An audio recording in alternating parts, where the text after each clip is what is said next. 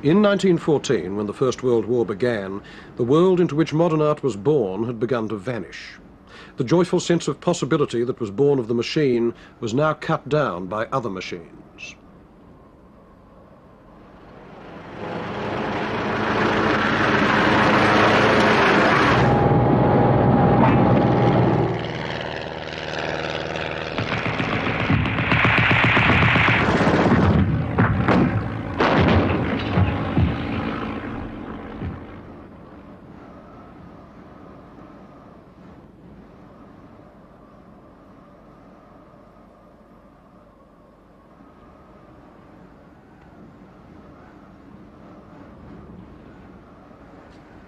This hill is called the Butte de Valancourt, and during the Battle of the Somme, tens of thousands of men died for it.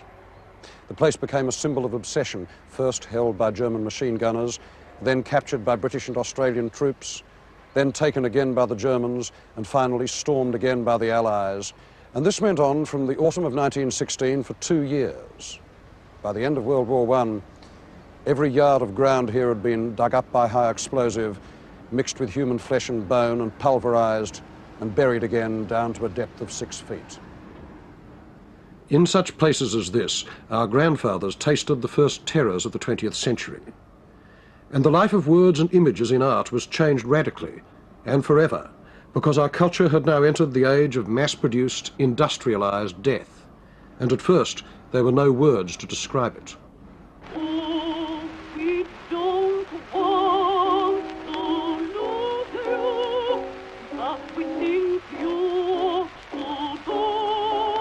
In 1914, not one man or woman in Europe had any real idea what total mechanized warfare would mean.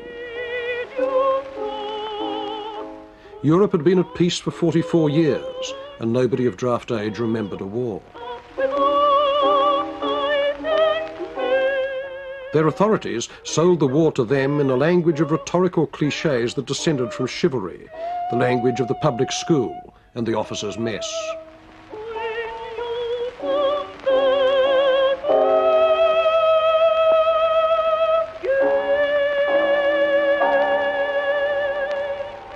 Those long, uneven lines, standing as patiently as though they were stretched outside the Oval or Villa Park, the crowns of hats, the sun on moustached archaic faces, grinning as if it were all an August bank holiday lark.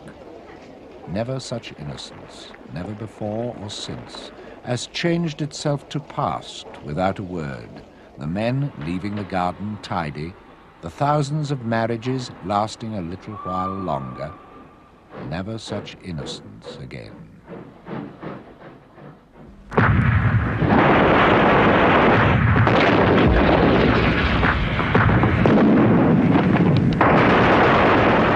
In the trenches, millions of young Englishmen, Frenchmen and Germans found the idea that war was something between a joust and a cricket match had been wrecked by inventions which industrialized death as they had industrialized life.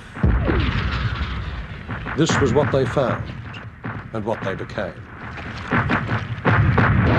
By 1916, in the summer catastrophes of the Somme battlefield, a whole generation on both sides of the trenches was becoming aware that it had been lied to.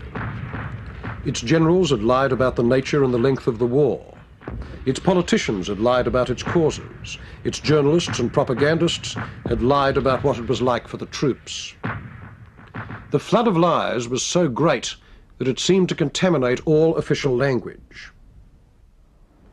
And so a chasm opened between official language and what the young knew to be reality.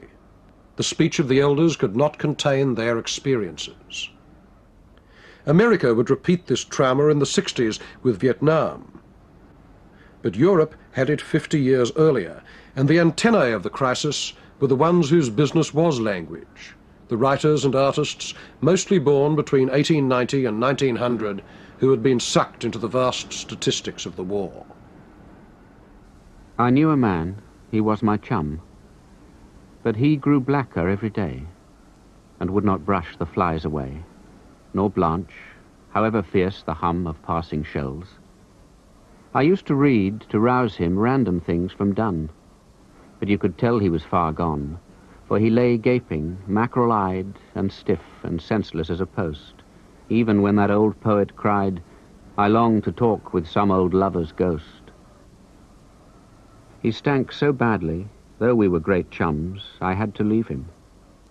Then rats ate his thumbs.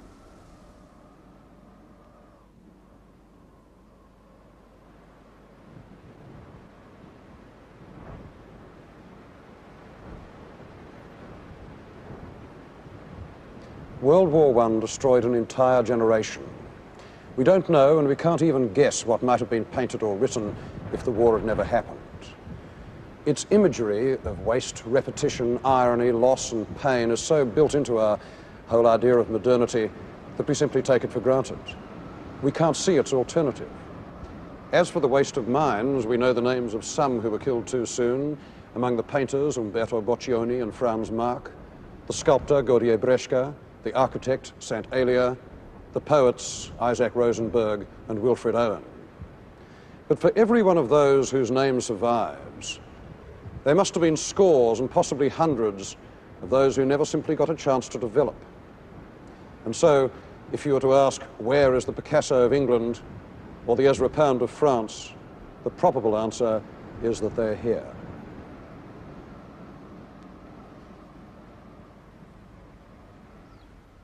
Above all, what the war produced in its survivors and onlookers was a longing for a clean slate, a sense of spiritual apocalypse. In return, they would be pacifists, internationalists. They would get out of the war if possible, but to where?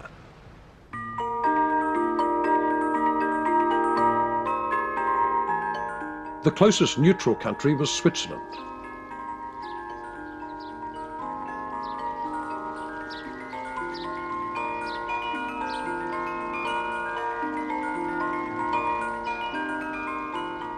Zurich attracted every sort of intellectual refugee from Northern Europe, great ones like Lenin and James Joyce, but a host of others.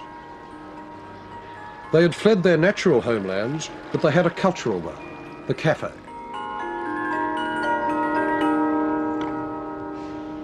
Today, the phrase cafe intellectual is a mild, obsolete insult, but then it was not.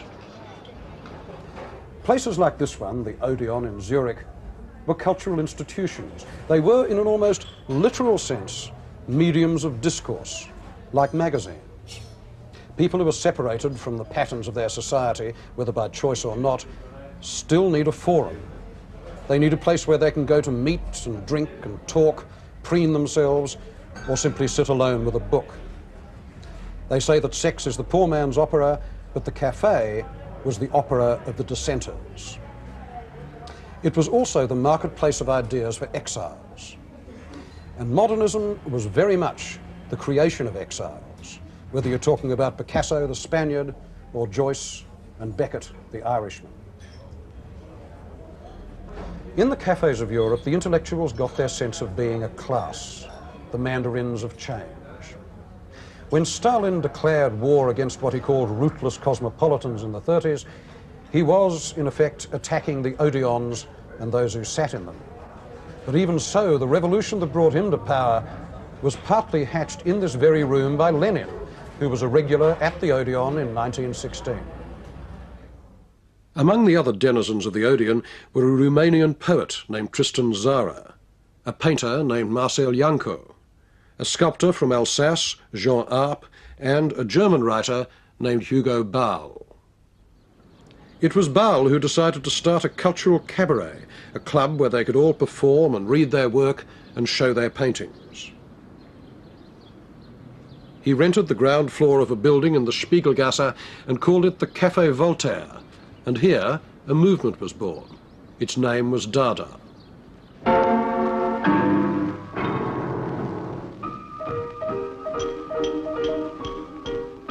A nonsense name. Dada meant yes, yes in Russian. It meant a rocking horse in Romanian. In any language, it was one of the child's first utterances.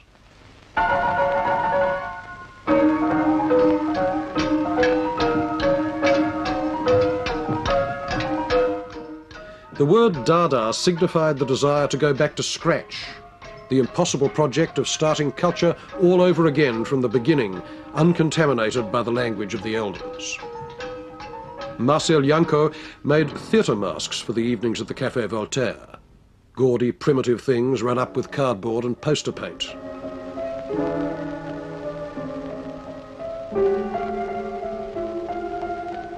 Hugo Bowell conducted mock rituals on the café stage in costume and gibberish.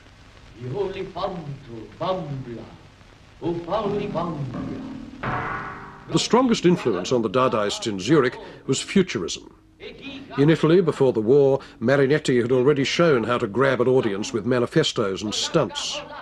His idea of a gratuitous art at the end of history, whose full stop had been written by the machine and the Great War, was what Dada adopted along with the full range of publicity tricks.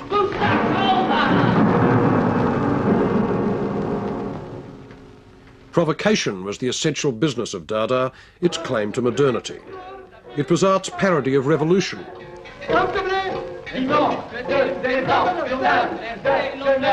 But Futurism wanted to abolish the past in the name of the machine, whereas the Dadaists wanted to produce an innocence whose metaphor was childhood. We searched for an elementary art that would, we thought, save mankind from the furious madness of these times. We wanted an anonymous and collective art. Arp offended all the conventions of sculpture by making simple jigsaw reliefs of brightly painted wood, almost toy-like. And he used chance by tearing out scraps of paper and dropping them at random onto a sheet, gluing them down in the pattern that they fell in.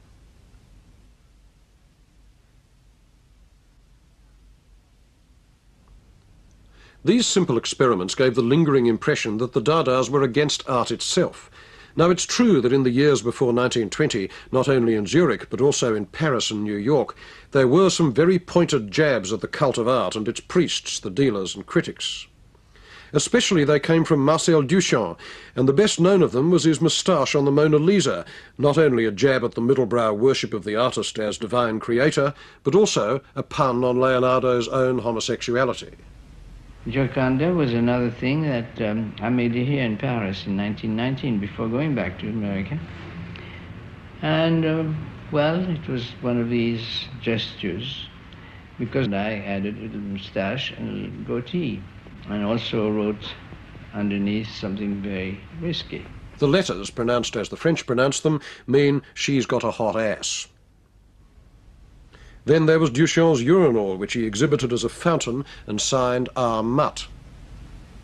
When I sent that urinal to be shown, is one incident. The jury, there was no jury, but the people who were organizing it decided it couldn't be shown, that urinal.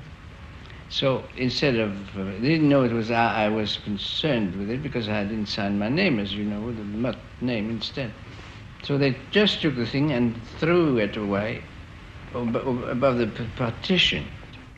Like his bottle rack and bicycle wheel and other ready-mades, it said, in effect, that the world was so full of interesting objects that the artist need not add to them. Instead, he could just pick one, and this ironic act of choice was equivalent to creation.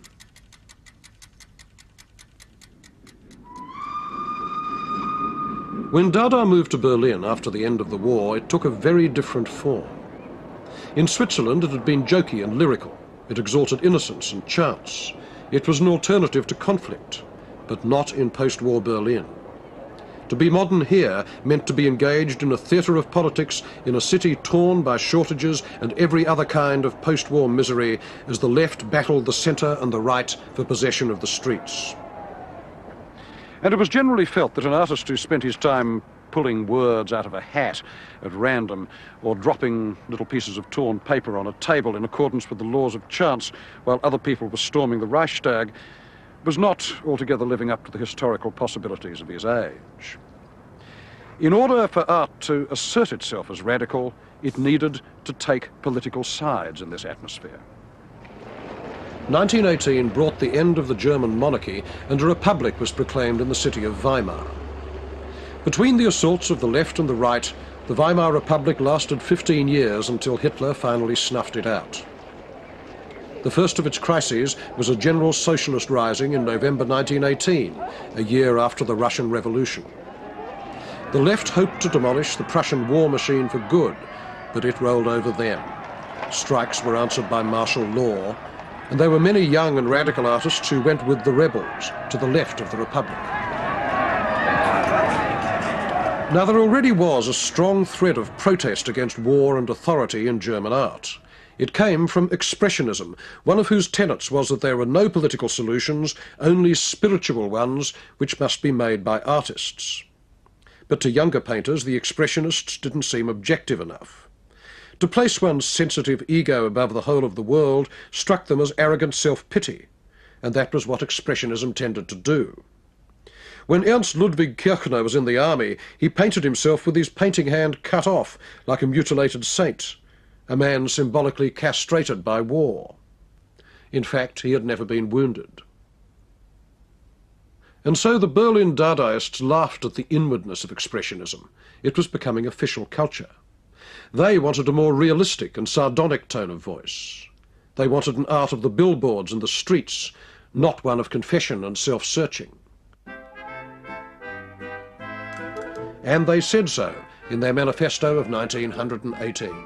The highest art will be the art which has been visibly shattered by the explosions of last week, which is forever trying to collect its limbs after yesterday's crash. Has Expressionism fulfilled our expectations of such an art? No, no, no. Under the guise of turning inward, the Expressionists have banded together into a generation which is already looking forward to honourable mention in the histories of literature and art. Hatred of the press, hatred of advertising, hatred of sensations are typical of people who prefer their armchair to the noise of the street. The signatories of this manifesto have, under the battle cry, Dada, Dada. gathered together to put forward a new art. What then is Dadaism? The word Dada symbolises the most primitive relation to the reality of the environment. Life appears as a simultaneous muddle of noises, colours and spiritual rhythms, Which is taken unmodified, with all the sensational screams and fevers of its reckless everyday psyche. and with all its brutal reality.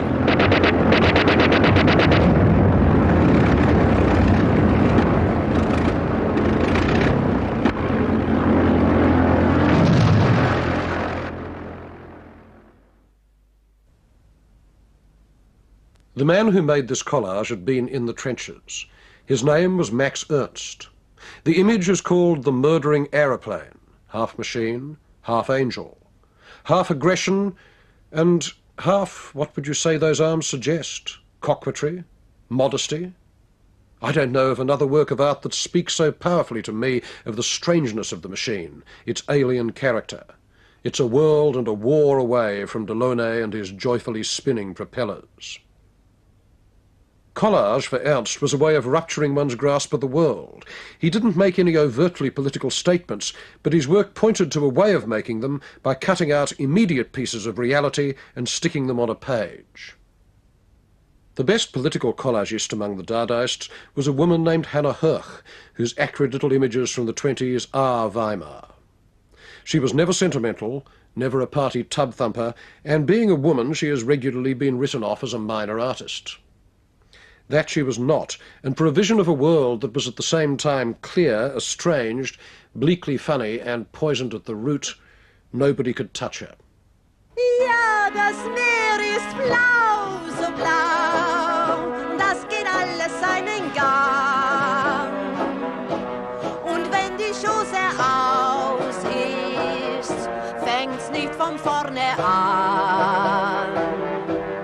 Ja, das Meer ist blau, so blau, und es geht auch nicht mehr lang. Ja, das Meer ist blau, so blau. Ja, das Meer ist blau, so blau. Ja, das Meer ist blau, so blau. Das Meer ist blau.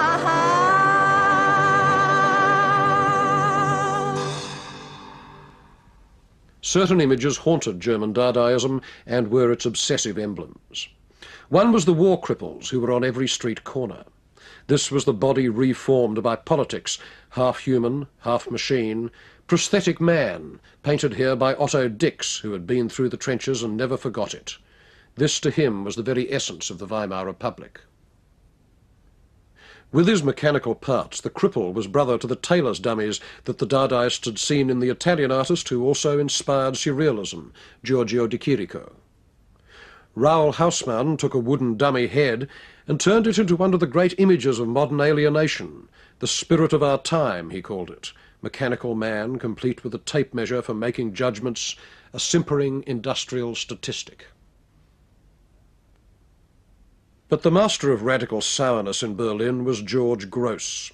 One of his friends called him a Bolshevik in painting, nauseated by painting. Actually, it was not painting, but Germany that made him sick. This one is called Republican automatons. One cripple waves a German flag, and the other responds with a cheer from his empty head. As with politics, so with love. Weimar man, in Gross's view, has no real passions, but the system has programmed him with certain desires so that he will consume well. And thus the dummy's mechanical bride was the whore. Gross drew prostitutes with a degree of moral vindictiveness that hadn't been seen in art since the late Middle Ages. To him, the whore was the Giftmädchen, the poison maiden of German folklore, the bringer of syphilis and ruin.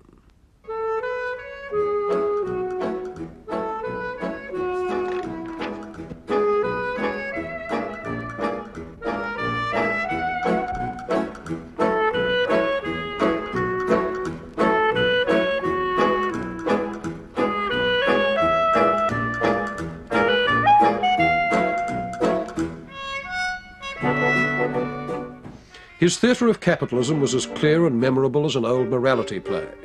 In it, everybody and everything is for sale. All human transactions, except the solidarity of workers as a class, are poisoned. The world is owned by 4 breeds of pig: the capitalist, the officer, the priest, and the hooker, whose other form is the society wife, since in the end Gross didn't see much difference between the two. It's no use objecting that there were some kindly officers, cultivated bankers, and decent women in Berlin, as pointless as telling Daumier that there were honest lawyers in France. The rage and the pain of the images simply ignores that. Gross was one of the hanging judges of art, and his verdicts echo, whether you like them or not, in every German street and cafe and beer hall, now as then.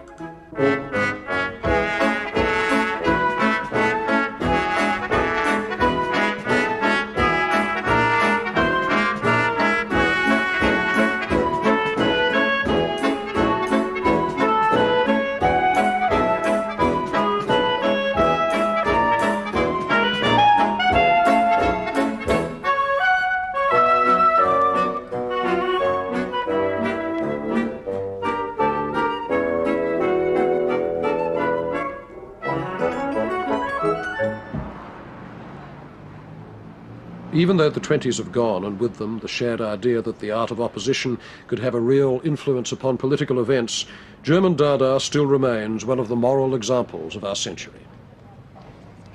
For the last 30 years, the Brandenburg Gate in Berlin has stood as one of the main symbols of ideological division in Europe. On this side, they generally don't put you in jail for uttering the wrong opinions. On that side, they generally do. Over there, for the last 50 years, not one artist has been able to claim the minimum freedom which the Dadaists and the Expressionists took for granted, which is the freedom to interpose one's art between the official message and its audience. Over there, Stalin is still rolling in his sleep. But before Stalin, there was one moment in Russia when advanced art served the power of the left, not only freely, but with brilliant results. It happened between 1917 and 1925, when the promise of communism was new and the newness of art fused with it. This hope that the revolutions in art and politics would join was a modern idea, but it was also grounded in the Russia that existed before the revolution, unchanged, frozen, with a tiny elite of aristocrats and a cultivated middle class sitting on top of a vast pyramid of illiteracy.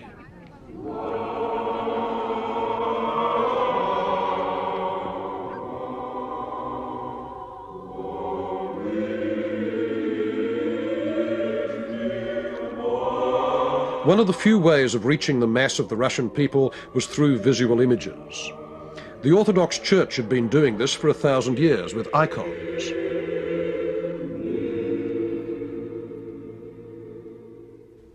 Without the European avant-garde, Fauvism, Cubism, Futurism, there could have been no modern art in Russia. But before the revolution, both Moscow and St. Petersburg were truly cosmopolitan. And some of the greatest collectors in modern history, like Shukin with his Gauguins and Matisses, lived in Russia. When Russian artists reacted to Marinetti and to the futurist gospel of absolute modernity, they were not responding as provincials. But the Russian economy was mainly rural, the life of its masses primitive, and machine production was so new there that the futurist myth seemed doubly wonderful to Russian painters and to poets like Alexander Shevchenko in 1913. The world has been transformed into a single, monstrous, fantastic, perpetually moving machine. And the sense of rhythm and mechanical harmony reflected in the whole of our life cannot but be echoed in our thought and in our spiritual life, in art. But it was the revolution that gave the Russian avant-garde its real vision of dynamism. Here was process and transformation, the literal renewal of history, sweeping everything before it.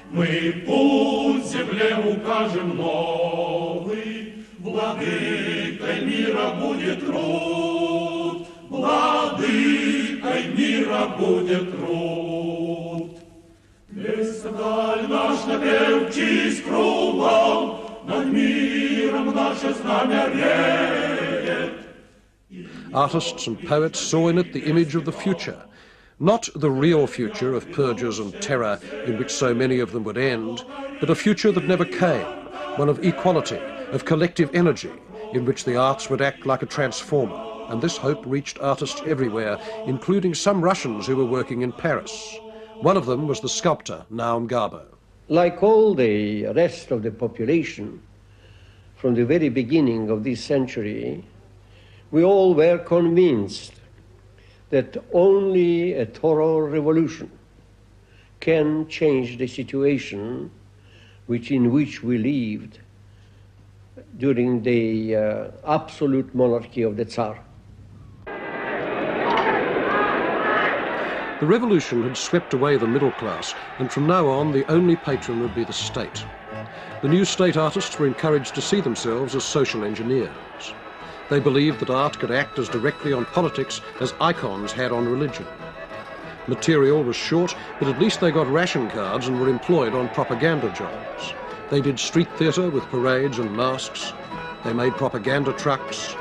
They even devised an agitprop train that could travel the country, distributing leaflets, screening films, and bringing posters and drawings to the proletariat.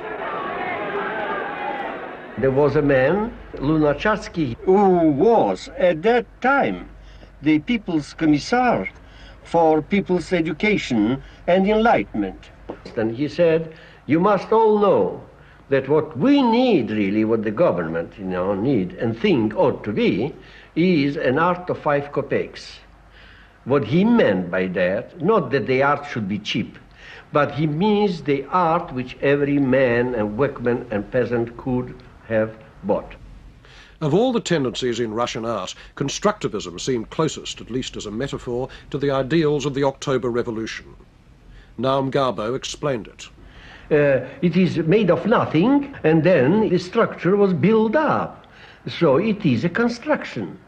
But it has also an additional sense in the word, a philosophic sense, We also demand that we should not make images which would increase the destructive spirit in man.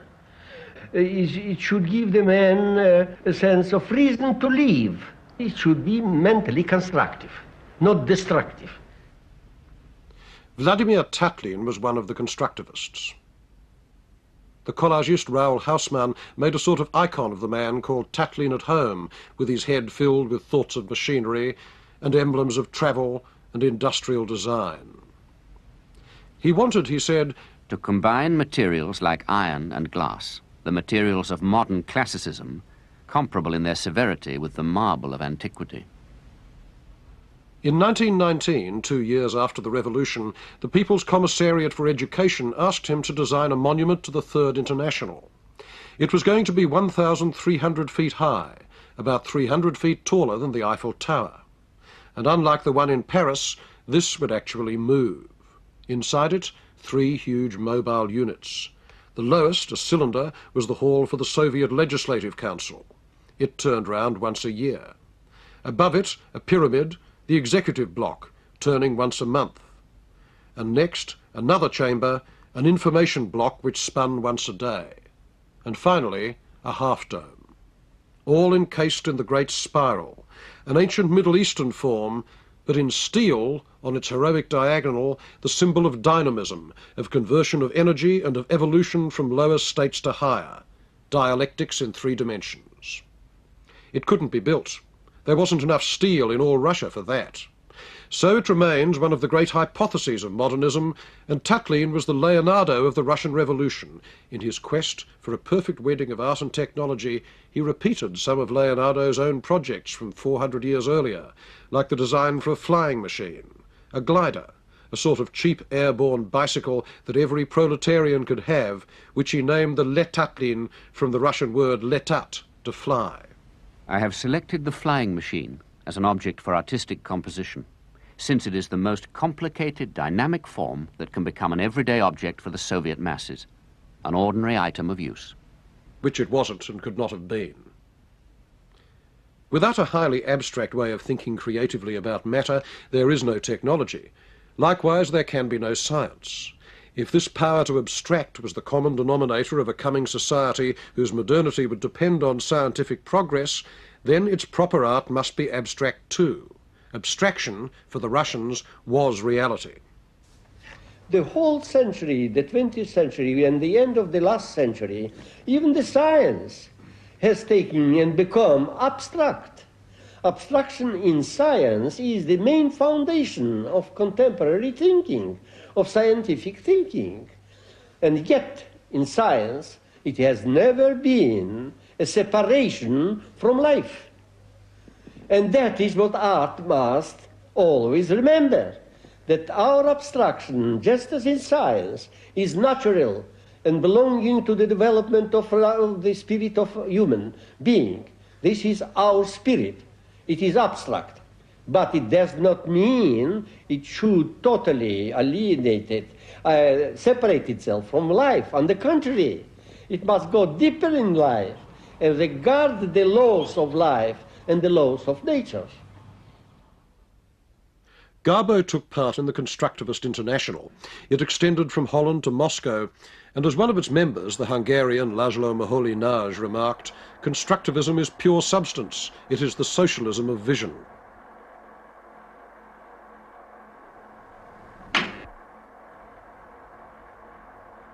In this spirit, Moholy-Nagy made what he called his light space modulators.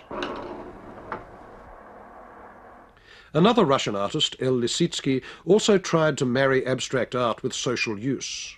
Through the 20s, he produced a flow of what he named proun artworks, the word proun, pro unovis, meaning for a new art.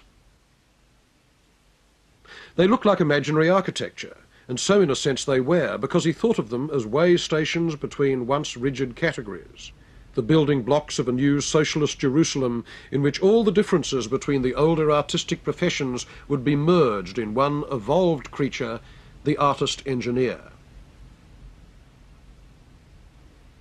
Is this Proun room sculpture, or painting, or architecture? Impossible to say. The artist-engineer must also be able to work at anything, and here Lisitsky redesigned a maths textbook for Russian elementary schools. And he did posters which were meant to communicate with the masses in a purely abstract way.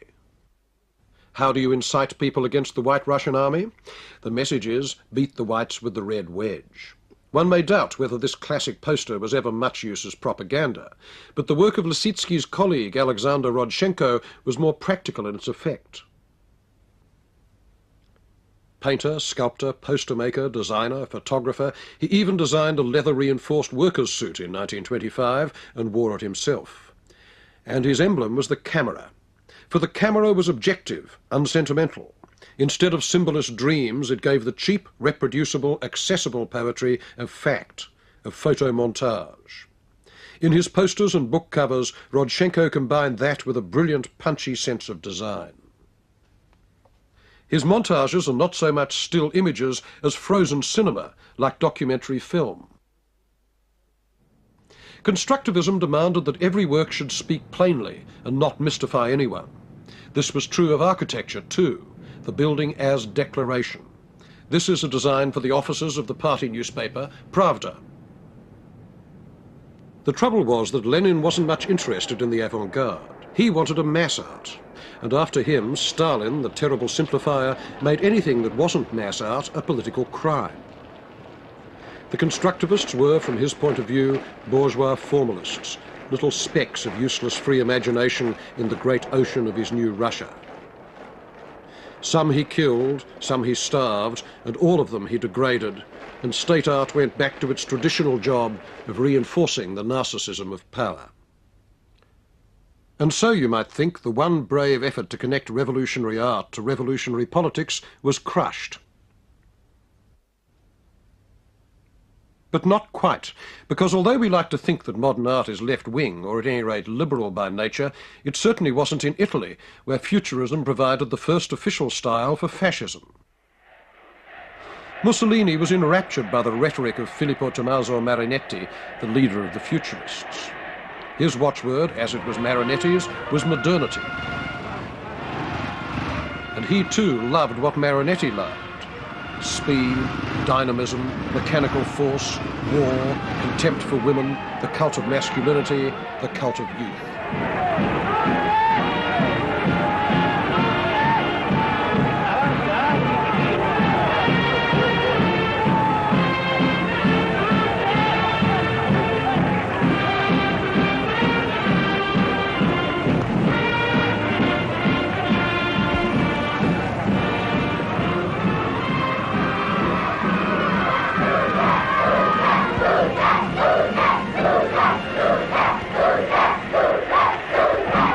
In 1933, to mark his 10th year in absolute power, Mussolini held an exhibition of the fascist revolution. The catalogue proclaimed that it wanted to recall the atmosphere of the times, all fire and fever, tumultuous, lyrical, glittering. It could only take place in a style matching the artistic adventures of our time, in a strictly contemporary mode. The artists had from Il Duce a clear and precise order to make something modern, full of daring. And they have faithfully obeyed his command. Montage, collage, blow-ups, cubist figures, constructivist devices, references to cinema and photography, it was all there. And very like the work of the early Russian revolutionaries. Enrico Prampolini, one of the fathers of abstract painting in Italy, did this mural of Mussolini's black shirts trampling the red flags of communism during the fascist rising of 1919. If you switched the colour of the flags and the shirts, of course, it would celebrate a communist victory over fascism. By the mid-1930s, there was little real difference between the official style of the Russian proletarian revolution, as approved by Stalin, and the official style of National Socialism, as approved by Hitler. Both sides thought there was, and Hitler's architect, Albert Speer, thought that his version was the best, even though they all look much the same today. It looks like nowadays, in this time we thought there are worlds between it. Because the Russian, in my opinion, they were crude in their architecture. I had a fine architecture, of course, but this was crude. What Speer designed for Hitler over the years had little or nothing to do with modernism, except for the crucial fact that he did it in the 20th century and made it the most grandiose state architecture, at least in theory, since the time of the pyramids. Some of the ideas were actually Hitler's. In 1925, as a penniless nobody, Hitler was already making these sketches of giant domes and arches for a remade Berlin, to be the capital of the world. Speer's job was to build these megalomaniac objects. This dome would have been 7 times the diameter of Michelangelo's dome in St. Peter's. It would have held meetings of 130,000 party members. In such a huge building, the man who is most important of the whole thing, for which the building is really done, shrinks together to nothing. One can't see him. I haven't had any way to solve it. I put then a huge eagle with a swastika behind him to say, here he is. but he wouldn't have been really visible in the grandeur he would have deserved with his position in the world. Speer knew that authority demanded not only size, but absolute regularity, like the rhythm of jackboots on concrete. What was the average man meant to feel in the Nuremberg Stadium? Nothing. That was not my aim that he feels anything. I had only the aim to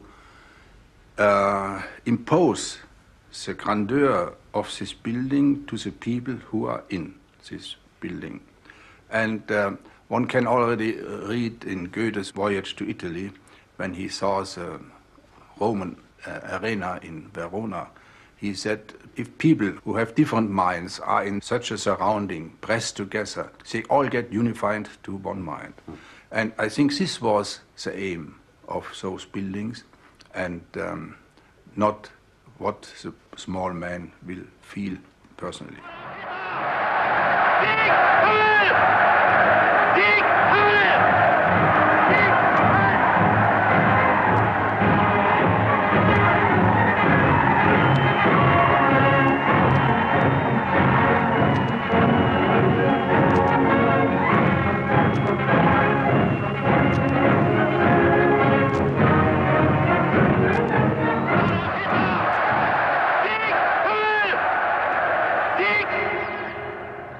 Of all the projects that he designed for Hitler, the domes and the arches, the palaces, the stadiums and the tombs, only one is left, and this is it. This was Hitler's reviewing stand at the Zeppelin field in Nuremberg. Speer made a drawing of it to show what it would look like as a ruin in the year 3000. Bigger than the Colosseum, twice as long as the baths of Caracalla in Rome, the stone witness to the beginnings of the Third Reich and to the end of history. And so it is, but not quite as they intended it.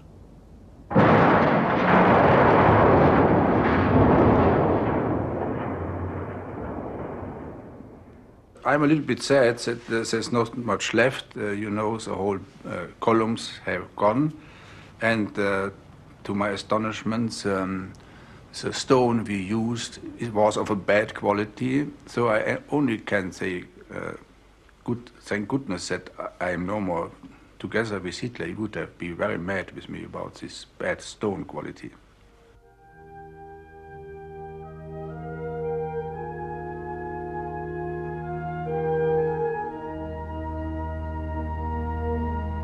Today, only the ruins are left.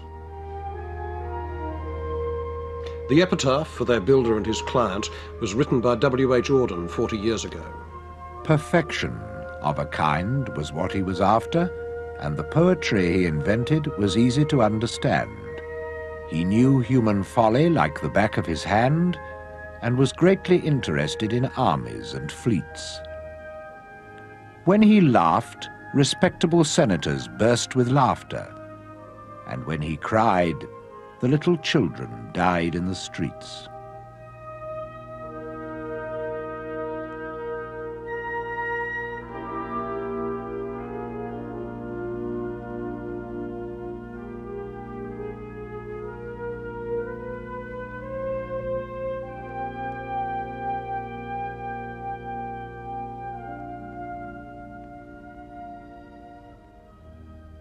Under Speer's influence, Mussolini too switched away from modernism to a classical style of state architecture.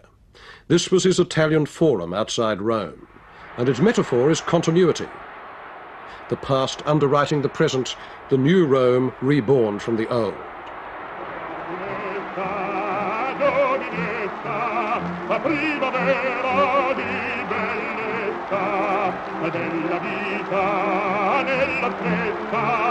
Il tuo canto squilla e va.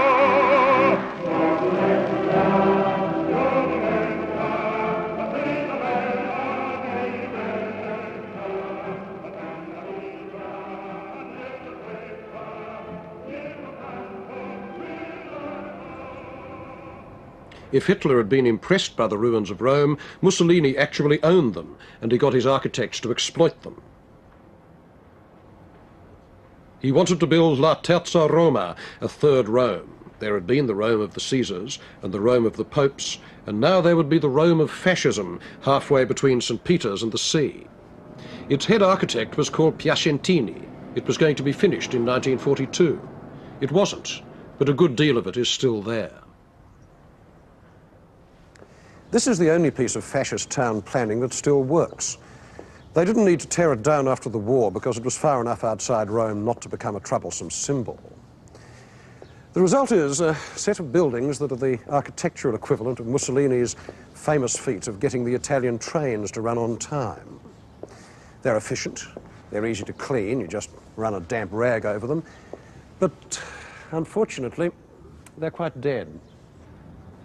When Hitler made his first state visit to Rome in the 30s, Mussolini lined the last couple of miles of railroad track coming into the Stazione Termini with stage sets, fake apartment blocks, just the front, with hundreds of Italians leaning out of the windows and cheering the Führer. And this provoked one anonymous wag to write the lines which in translation run, "Rome of marble, remade of cardboard.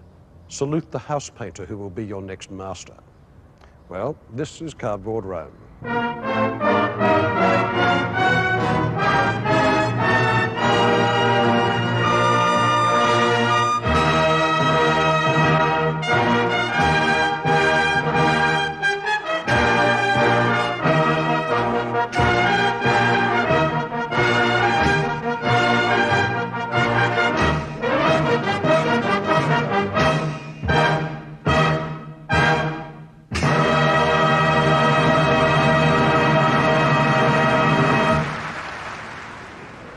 Classicism with a pastry cutter.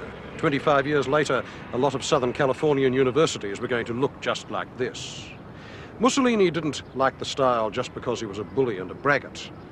He liked it because he had a jackboot in either camp, one in the myth of ancient Rome and the other one in the vision of a technocratic future.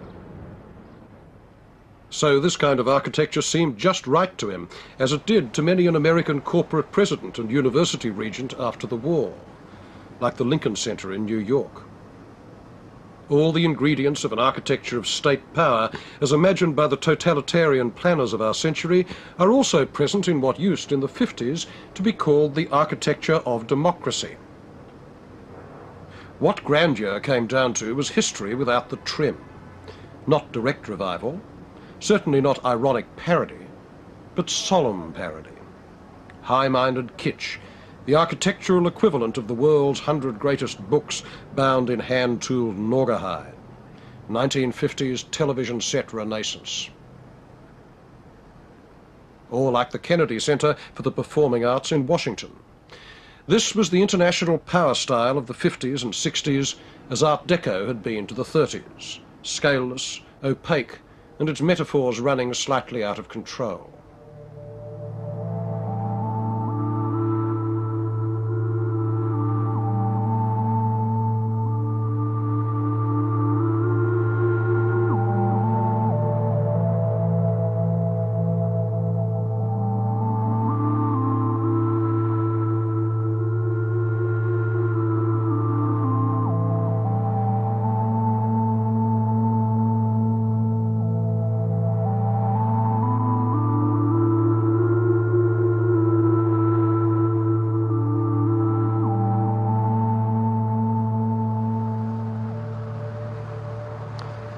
This is the scariest new monument that I know, Albany Mall, the seat of government of New York State.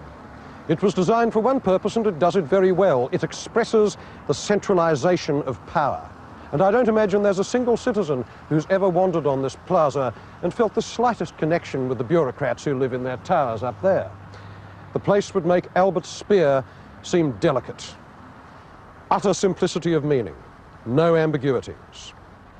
And what comes out is not the difference between America and Russia, but the similarities between the corporate and the bureaucratic states of mind. Any one of those buildings there you can imagine with an eagle on top, or a swastika, or a hammer and sickle.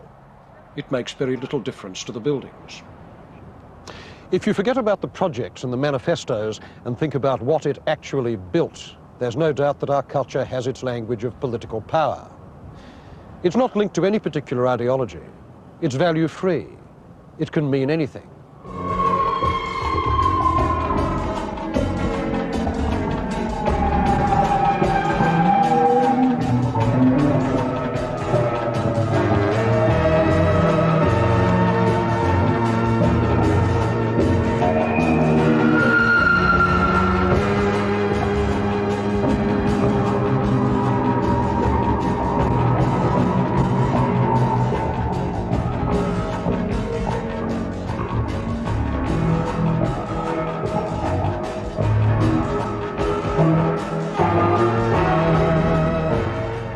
The architecture of power and coercion is always with us, but in the area of public building, our century has not yet managed to come up with an architecture of free will. But on the other hand, what is left of the art of dissent? Not a great deal. Only one humane political work of art in the last 100 years has achieved something like permanent fame and wide effect. It was Guernica, painted by Pablo Picasso in 1937. Its imagery was set off by an act of war, the German bombing of a Basque town during the Spanish Civil War. I say set off because although Guernica has certainly been taken as the most powerful invective against violence in modern art, it was not entirely inspired by the war. These motifs of the weeping woman, the horse and the bull had been running through Picasso's work for years before Guernica brought them together. Nor can you call this a very specific statement about politics. It's more a general meditation on suffering, and its symbols are deliberately archaic, not historical. The horse, the bull, the fallen warrior, the sword. The only modern elements, apart from the late Cubist style, are the electric light and the suggestion that the horse's body is made of parallel lines of newsprint, like the newspaper in Picasso's collages a quarter of a century earlier. Otherwise, its heroic abstraction and monumentalized pain belong as much to the world of the Greek pediment as they do to the time of dive bombers and photography.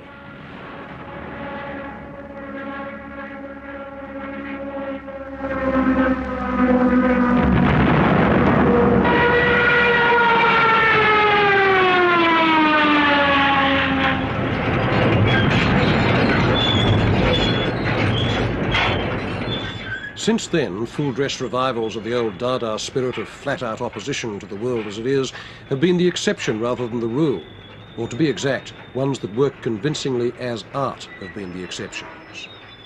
Some have been produced by a Swiss artist, Jean Tinguely, who makes sculptures that wildly parody the rationalism of technology, of machines and the interests they serve. I'm involved with our civilization, in our technical civilization, and the problem of machine is the problem of an all new world. It is first of all a sculpture, and I have tried to give him new dimension, to give him the quality of a classical sculpture, and to let him in the same time to becoming a fantastic machine. This has also the quality of a spectacle, of a show in the same time. It has to have some different phases. The noises and the sounds are very important and belongs to it. In art, perhaps the machine had nowhere to turn but on itself.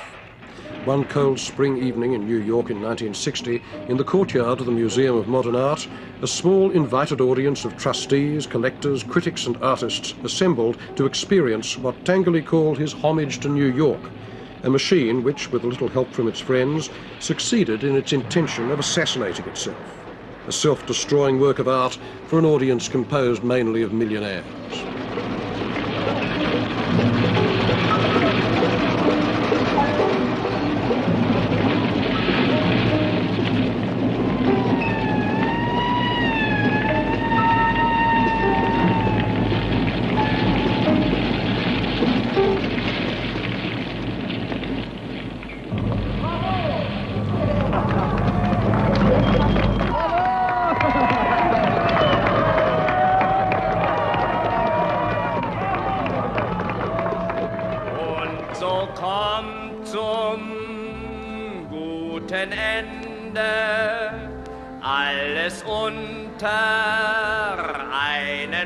This was a long way from the original spirit of Berlin Dada in the 20s, with its hope of changing society, and to hell with amusing it.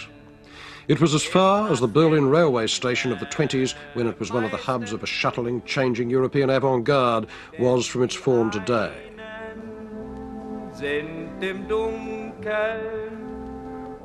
That particular hope of having political effect through painting or sculpture is ended. Und man sieht die im Lichte, die im Dunkel sieht man nicht. As far as today's politics is concerned, art aspires to the condition of muzak. It provides the background hum for power. If the Third Reich had lasted until today, the young bloods in the party wouldn't be interested in old fogies like Albert Speer or Arno Breker. They'd be queuing up to have their portraits done by Andy Warhol. It's hard to think of any work of art of which one can say, this made men more just to one another, or this saved the life of one Jew or one Vietnamese. Books, perhaps, but as far as I know, no paintings or sculptures. The difference between us and the artists in the 20s is that they thought that such a work of art could be made. Perhaps it was their naivety that they could think so, but it's our loss that we can't.